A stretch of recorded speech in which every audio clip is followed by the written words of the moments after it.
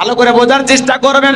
স্বাধীনতার 53 বছর কেটে গেল, যারা যাকাত দিতে দিয়েই যাচ্ছে, যারা নিচ্ছে নিয়েই যাচ্ছে, মানুষের ভাগ্যের কোনো পরিবর্তন হচ্ছে না। কারণ এ দেশের মানুষ পাইছে যাকাত মানে শাড়ি লুঙ্গি, আছে না নাই? এ বাজান গো আমার, এমন লুঙ্গি দেয় নিজের পরনে পরে থাকে 500 টাকা 1000 টাকার আমানস্যা লুঙ্গি, আর গরিবকে দেয় 200 টাকার লিটল লুঙ্গি, পরে থাকলে আবার জান্নাত জাহান্নাম সব বোঝা যায়। নিজের বউরে পরে 5000 10,000 টাকা দামের শাড়ি, আর গরিব মহিলাকে দেয় 300 টাকা দামের শাড়ি। ধুয়ে দিলে শাড়ি না মশারি খুঁজে পাওয়া যায় না। বড় লোক রে, এই শাড়ি তোমার বউরে পরায়ও, এই শাড়ি তোমার মেয়েরে পরায়ও। কথা বলেন ঠিক কিনা? যাকাত দিলেই শুধু শাড়ি লুঙ্গি নয়, আর দিলে ভালো দেন, রুচিশীল কাপড় দেন, ভদ্রলোকেরা যা পরে। কথা কোন ঠিক কিনা? এবার জানবো আমার হযরত ওমর ফারুক রাদিয়াল্লাহু তাআলা বলেন, যাকাতের অর্থ তোমরা এমন ভাবে দাও যাতে ওই ব্যক্তি যাকাতের জন্য আর কারো দুয়ারে লাইন না দেয়, হাত না পাতে। এই যে বাংলাদেশের কিশোরগঞ্জ জেলায় একটা গ্রামের নাম হলো সাদের হাসি গ্রাম, সাদের আলোর গ্রাম। যেই গ্রামের মানুষ কয়েক বছর আগে একজন আল্লাহর বড় আলেম বান্দা ছিল, সে তখন বলেছে, ভাই গ্রামের যাকাতের টাকাগুলো এক জায়গায় করেন।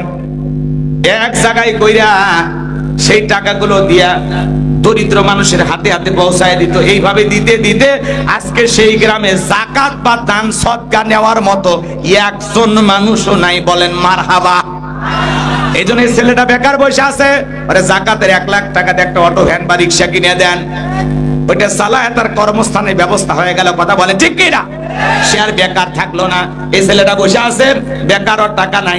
যাকাতের 1-1.5 লাখ টাকা দিয়ে বড়গাছি বাজার একটা দোকান ধরায়া দেন, ছোটখাটো ব্যবসা প্রতিষ্ঠান ধরায়া দেন। আল্লাহ চাইলে 5-7-10 বছর ব্যবসা করে সে নিজেও যাকাত দেবে। একটা বিধবা নারী আর সে শাড়ি দিয়ে কি লাভ? সেলাই মেশিন কিনে দেন, 2টা ছাগলের বাচ্চা কিনে দেন, গাবি গরু কিনে দেন, লালন পালন করে ভাগ্যের চাকা ঘোরাবে। কথা বলে ঠিক কিনা? যাকাতের অর্থ দিয়ে মানুষের কর্মস্থানে ব্যবস্থা করে দিতে হবে। যাকাত আসছে দারিদ্রতা বিমোচন করার জন্য, যাকাত আসছে অভাব মুক্ত সমাজ রাষ্ট্র দেশ গড়ার জন্য, যাকাত আসছে রাস্তায় পড়ে থাকা অসহায় মানুষের মুখে হাসি ফুটানোর জন্য, যাকাত আসছে রাস্তার এপারে 10 তালা এপারে গাছতলা তার ব্যবধানকে দূর করার জন্য। যাকাত একটা অর্থনৈতিক ইবাদত। আল্লাহু আকবার বলেন।